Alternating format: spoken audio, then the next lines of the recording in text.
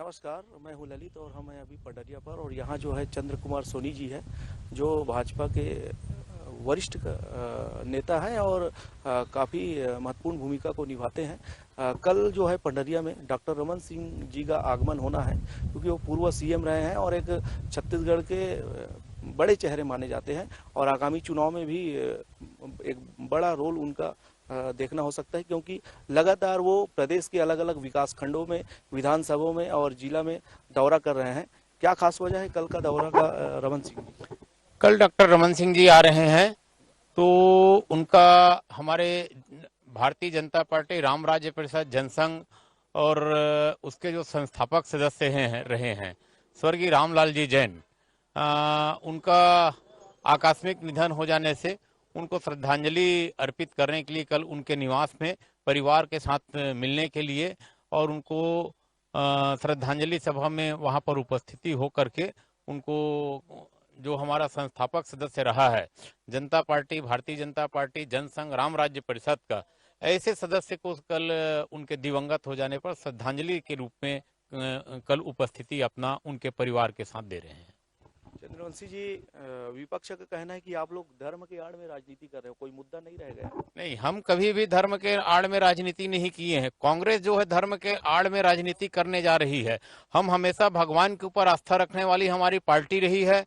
जनसंघ कहें या राम राज्य परिषद कहें या जनता पार्टी कहें कि भारतीय जनता पार्टी हमेशा धर्म के ऊपर आस्था रखने वाली पार्टी रही है। धर्म के अगेंस्ट में जाकर के तो कांग्रेस पार्टी अपनी राजनीति कर रही है। आज रामगमन वन जो भारतीय जनता पार्टी के ऊपर आरोप लगाते कि इन्होंने कभी कोई विकास नहीं किया।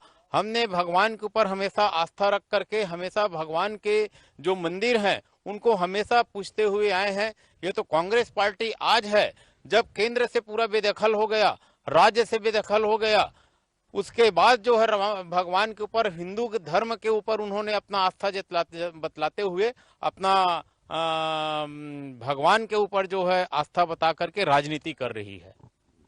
भूपेश साहब कहते हैं कि 90 सीटों पे लगभग सीट जो है कांग्रेस की रही, जो सीट बच गए हैं उनको भी आगामी चुनाव में पूरा निपटाया जाएगा, ऐसा तच कस रहे हो? आगामी चुनाव में हमारी भारतीय जनता पार्टी की सरकार बनेगी और भारतीय जनता पार्टी के सरकार बनने के बाद हम पूर्ण बहुमत में सरकार हमारी बनेगी। चूंकि अभी पूरे जनता देख रही है कि केंद्र की जो जितनी योजनाएं हैं उन योजनाओं को का नाम बदल करके छत्तीसगढ़ का विकास कर रही है। छत्तीसगढ़ सरकार के पास कोई पैसा है नहीं, न छत्तीसगढ़ सरकार के पास विकास करने के लिए पैसा है। जितनी भी जो राशि है वो केंद्र सरकार की योजना की पैसा है, केवल नाम बदल करके काम कर रहे हैं, यही उनकी उपलब्धि है। जैसे मैं आपको बताऊं, हमारे मुख्यमंत्री भूपेश बघेल जी पहले भी रेवेन्यू मिनिस्टर रहे हैं छत्तीसगढ़। जब छत्तीसगढ़ राज्य का स्थापना हुआ, छत्तीसगढ़ राज्य बना और छत्तीसगढ़ में अजीत जोगी जी के नेतृत्व में सरकार बनी, तो ये राजस्व मंत्री थे। उस समय भी हमारे केंद्र की सरकार ने ग्राम गंगा सोनी जी, भूपेश बघेल साहब जो है किसानों को लेकर एक बार फिर से टास्क खेल चुके हैं, राजनीतिक टास्क। उनका कहना है कि आगामी चुनाव में 3000 रुपए का वो 2800 का नहीं, अभी तो 2800 में खरीद रहे हैं, आगामी चुनाव के पहले पहले वो 3000 में खरीदेंगे धान। ऐसे में तो किसान पूरा कांग्रेस के पक्ष में होगा। नहीं, हमारी जो केंद्र की ये सरकार है और हमारी भारतीय जनता पार्टी छत्तीसगढ़ में केंद्र ने जितना पैसा दिया है उनको तो आज भी जो है 2800 और 3000 देना चाहिए।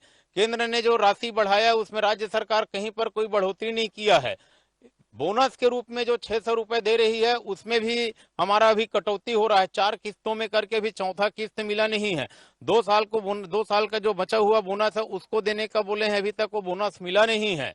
और हम तो हमारी सरकार और हमारी केंद्र की सरकार और भारतीय जनता पार्टी संगठन ने तय कर लिया है कि इनको हमने जो 35 किलो जो चावल देते हुए आए हैं, हमारी योजना रहेगी और हम उस योजना को आगे बढ़ाते हुए 35 किलो को ले जा करके हो सकता है वो 40 किलो जाए, 50 किलो में जाए।